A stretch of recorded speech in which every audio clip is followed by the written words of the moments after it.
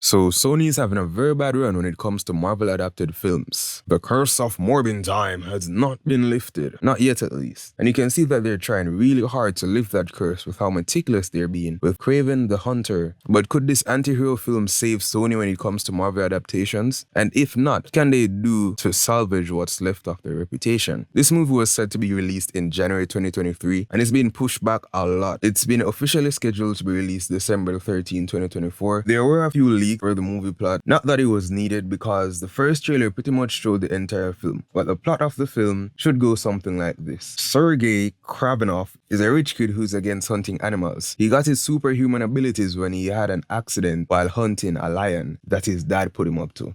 But you know, with great powers come great responsibilities. So Sergey wants to put a stop to crimes committed against animals. So he goes on a manhunt when he gets older to stop all the guys that are involved in poaching animals. While on his adventure, he gets involved with a woman, and then he finds out that said woman is a mole sent by the criminal organization to stop him. But she falls in love with him, and they end up stopping the organization together. A few punch and kicks and, some slash marks there, and he ends up finding out that his dad is actually the leader of the criminal organization. He kills his dad, and then realizes that his brother was also a villain.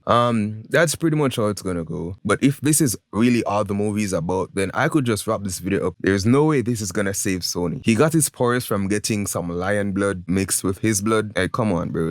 He should have gotten rabies more than anything. What most of these Sony films do very poorly is mix drama, thriller, and comedy together. There's nothing wrong with that, but if it's not done well, then it can really set up for some cringe moments in the theater.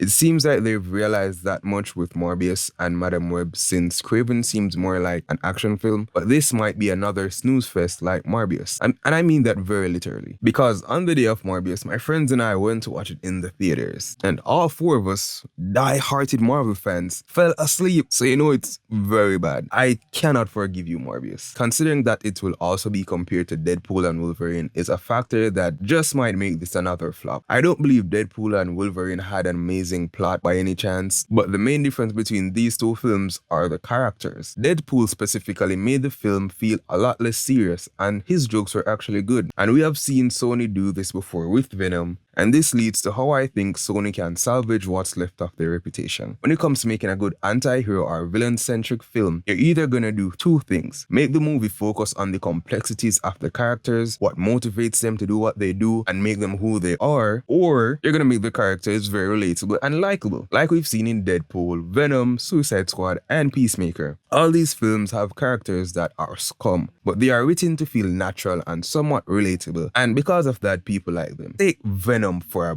very prime example. This does not have a super complex plot at all. It's really just a guy trying to not get himself killed and also learning how to cope with his new best friend, which is the symbiote. I'm pretty sure that 80% of us would do the same thing if we were in his shoes. So it kind of gives us a connection to the character. It can be said that these films are in completely different genres since Kraven is an action thriller and Venom and all the films that I've listed above is more like a comedy. But if that's the case, then go for a much more serious and complex and nuanced approach to the plotline. Hunting a bunch of men to stop animal poaching isn't that serious, or it doesn't feel that way to most of the viewers since a lot of us don't really share the same opinion that Kraven does, especially when it comes down to saving animal lives. They should really take a page from the Joker or from Star Wars Revenge of the Sith, since this should be the birth of a villain. Make his motivation for killing feel more pronounced. It doesn't have to make sense to us as the viewers, but it has to feel like it makes sense. It has to feel real. You have to feel the conviction that the character feels while he's doing what he's doing. So that's really what they have to do to drive this film home. Maybe what they could do is do a proper build-up to show his connection with the animals, how the time he spent with them. Maybe they give him some form of comfort, or they're kind of like a safe space for him. They could take the time to show how that happens or why that happens. Another thing they could do is show the gruesome acts that the poachers